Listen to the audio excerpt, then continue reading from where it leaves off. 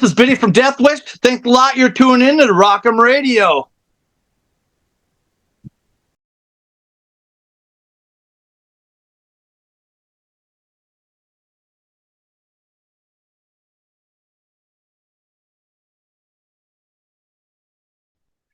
The Fourth Horseman is your fifth album. How would you describe the evolution of your music from your early works to this latest record? Well, I would say the first record was influenced by a band called the Nepsi, which are another Canadian band actually. So yeah. They're from your country, and I saw them play in Milwaukee, Wisconsin, and I was like, I was more in like a epic crust band called War Torn. We were a lot like Wolf Brigade, and we ended up on the same label as Southern Lord Records and stuff. So we did a lot with that band. We were around probably like, I don't know, 20 years or something. So at the time though, I wanted to start something different. I saw them do kind of like the Motorhead cross with the Crossy cross with the like rock and roll. It was all kind of put together, and they're doing like a bunch of stuff at once. I was like, oh, I want to start a band kind of like this. I'm very influenced by this, but I want to do it a little different. But I definitely want to be influenced by it. So we did the first record, and it's the actual demo 7-inch is 6 Bullet Roulette, and then the LP that finally came out, which is the exact same artwork but more songs and a different recording, is Out for Blood. So that was like influenced by that, but it doesn't really sound like that. And if you listen to it, you can tell we're in the same genre, and that's about it. But usually if I'm influenced by something, it's not even like it's so changed. You know what I mean? Nobody can tell because I'm just influenced. I'm not plagiarizing, which is drastically different. Then the second record, I just started singing with more of like Mike Dean from like Corrosion and Conformity from maybe the Animosity era. Okay. And I kind of started pushing that in my voice. And our guitar player, Guinea Pig Champion's like, that sounds good, but that's a different version of us. If you want to do it, do it. So we pushed through that, and we did that record. Then those like sold out. So the record label put out a double LP limited to 666 copies of both the first records. And then that's actually like what the third record was. And then we finally so it's a reissue of all the stuff that sold out. And then like the record we just did, I would say it's way heavier. I mean, it's way more ripping. I don't think there's like no laying back on the gas pedal on this record. It's just as much as we can possibly pack into it. So I guess that would be the evolution of the band. Is we're just more intense. We sound more metal. That's a good way to explain it. We started out with a more punk influence and ended up with a more metal influence. Wow. Good explanation. Thanks. Yeah. I mean, it also kind of came out. It was kind of crazy. So we fulfilled our contract with Beer City. So we were completely through the entire contract. And then Victory Records had us do a tryout, and they had us do like a showcase where you play in front of a place. It's like 1,500 people. You can't even see the back of the room. 7 agents go in there, and you just do your thing, and you play 3 songs, you rip through them, and then you're done. And they had 5 of them said yes. One said they're not sure, and only one said no. So eventually Tony Victory gave us like it was like $250,000 for 4 records. So it was a pretty amazing record deal. And then what happened was then 2020 kicked in, and you got COVID and all that crazy shit going on. And what happened is Victory gets bought out for over $30 million. And Concord is a multi-billion-dollar company that bought it. They don't really care. They don't write us back. And about 6 months went by, and then finally Tony wrote us again and said, hey, he's no longer under the no compete clause. So he starts Mission 2 Records, and he's like, I'll give you the same record deal. I'm like, okay, cool. So we do the same record deal. Right before our record's going to come out, they're like, because of COVID, we're going to put you on hold until COVID's done, and then we'll put your record out. Okay. And then 2 weeks later, two weeks went by, and the record label was gone. It completely economically imploded. It was just done. And then like Tony was really cool to us, treated us well, so I have no complaints there. But then Beer City on the last we did 4 tours last year. We were with DRI. Wow. That's our label mates on Beer City. So we tour with them a lot. I'm really good friends with Kurt and Spike and all the guys. And we were on tour with them, and I just sent our original label guy a link to the recording, and I'm like, hey, just so you know, our entertainment lawyer said we're done with all the contracts, we're free and clear, and we had to go back and see if they paid any of the bills, but they had not paid the studios or anybody yet. So I just went back, and me and like a couple of the band members just bought all of our stuff. And then Beer City's like, as soon as you come back, we're going to make a meeting, we're going to do a record deal. And I'm like, yeah, that's cool, we'll do it. And so finally it's seen the light of day. It took like 4 years to get the record out.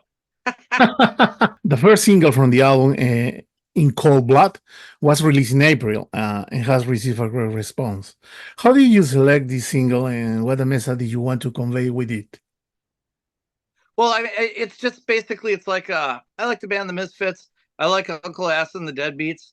And I like Poison Idea as an example. There's like some Poison Idea almost like nod to in the song.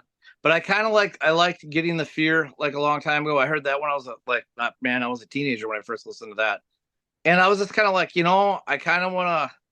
I watched Once Upon a Time in Hollywood, and I was like, I'm gonna write a song about serial killers and like crazy Manson stories and like the stuff. And like I was kind of interested in the stuff when I was a kid.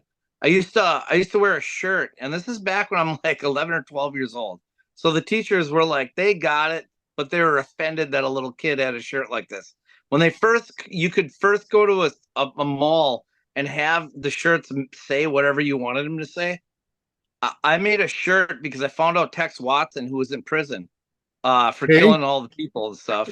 He actually got conjugal visits, and they had that fine. So his wife would go visit him once a month.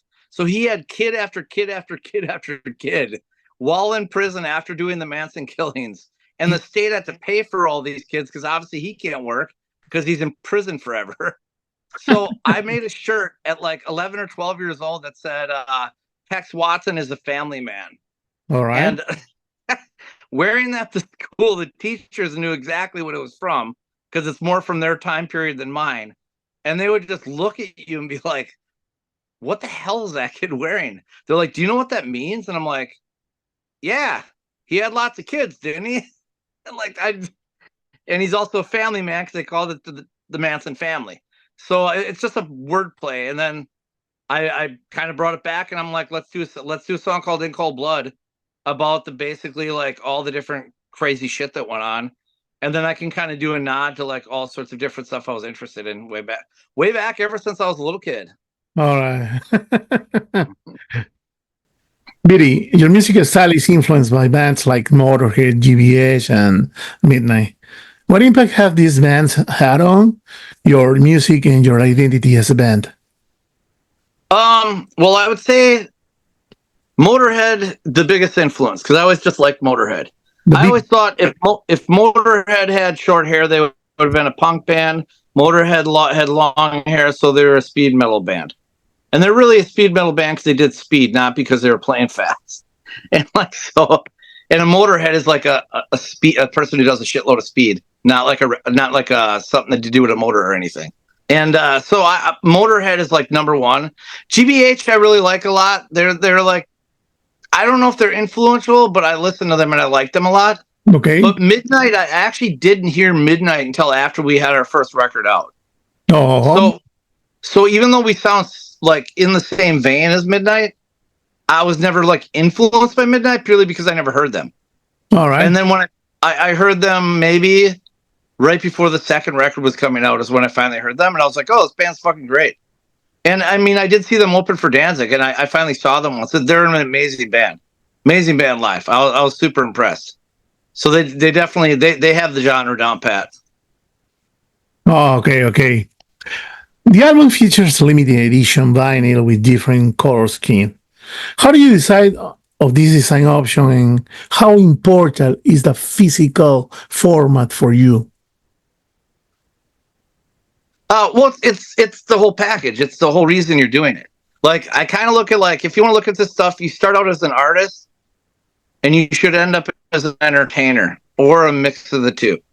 And when you start out with an idea, with a concept, or like a reason you're doing this, like a goal, like what type of music you want to do, what musicians you want to work with. And slowly but surely, over a decade ago, I'm our main guitar player that I've worked with for over 20 years now to play guitar in the band. He joined. I worked with a drummer that I wanted to work with, but I had never worked with before. That was in a lot of bands. And that's Sam. And like once he joined, he's amazing at drums. So that worked out really well. We had a plethora of guitar players, but then we finally settled on Kevin, who would not be settling, because Kevin's possibly one of the best shredders I've ever played with. And Guinea Pig Champion's one of the best riff writers I've ever played with. So we put it all together, and once it culminated, we just went from there. And at that point though, when you play live or you're putting out a record, if you're making one record for yourself, then you make it exactly how you want it. If you're making a record that you plan on selling thousands and thousands and thousands of these, you have to not only consider what you like, but what other people like. And that's kind of where the entertainer kicks in. So the clear and the black is kind of, or the yellow and the black and the clear and black, it's kind of what I thought. And Guinea Pig Champion said the blood red. And so did like Beer City Records, Beer Mike said the same thing. But I was like, when you buy records, you're not just buying, like no different than if you take an MP3 player and you just play a record. You'll either like the record or not like the record. You get an actual album in your hand and you open it and you smell the record and you start looking at how cool like the it either is or isn't. Yeah, and then you start like looking at the lyric sheets, you start looking at the artwork, you play it. It's the whole ambience of the entire thing. Once you tie the whole thing together, I think there's nothing else like it, and it gives you a full experience. And unlike like the live experience is like the real energized, let's have a good time experience. But the record experience is a personal experience between just the person playing the record and the record playing and them looking through all the art. So I try to consider both, not only myself as an artist, but the viewer. The viewer is the way they may look at this. So therefore, I'm also I would say I'm like half an entertainer. If I'm willing to also even live, if I'm willing to accept money, if you're going to pay hard-earned money to get in the door, it's my job to entertain you. You just hired me. And too many bands think they should just do whatever they want. And it's like, hey, if you got a song everybody wants to hear, you probably should be playing that song. That's why they paid the money to get in the door, because it's on the record. Just learn the song and play it. Don't just play just what you want. They're like, no, nobody else goes to any other job where they're just like, yeah, just do whatever the hell you want, you artist. You know what I mean? So I think there could be a balance between the two, and then you can put out a product that actually people enjoy, but is also a piece of art that is affordable, that like anybody can really afford this piece of art, and like so everybody can enjoy it. Wow. Okay. This summer you'll be touring with DRI and participating in the Morfest. What are your expectations from this live experience, and how is Deathwish preparing for such an intense tour? Well, we just practice. Well, we live in different states. Like some of us live in different states. So I usually just practice on my own, and like usually like two of the band members. We've had 4 different drummers on, so we could get all the tours in. And like so we would have our guitar one drummer, I jam with a different drummer. And then we'd slowly but surely get ready. And then right before we leave, we jam a couple times during the week. I go drive, get the guitar player from Minneapolis. That's like 10 hours of driving. And then we all get in the van and go. Wow. And then from there on out, it's just rock and roll. Okay. Your fan base extends from Wisconsin to major cities like Chicago, New York, Austin, and Los Angeles, correct? How have you seen your audience grow, and what does it mean to you connect with fans in different places? It means a lot. I think I make it pretty accessible because I actually sell all the merch in my band. So when I'm not on stage, I'm actually at the merch table talking to people. And then I also pay attention and listen to I also have a whole distro of records that I sell. So I have like a miniature record store on the entire tour. and I listen to like stuff people like, stuff people don't like, why they did like it, what they didn't like about it. Like you just listen, and the more you listen, the more you talk to them, the more you get to know them. You end up making lots of friends. It works out really well for everyone in the end. And the goal, I always tell everyone, is if you're at our show, our goal is to have fun. Our goal is to try to make our job for you to have as much fun as we are.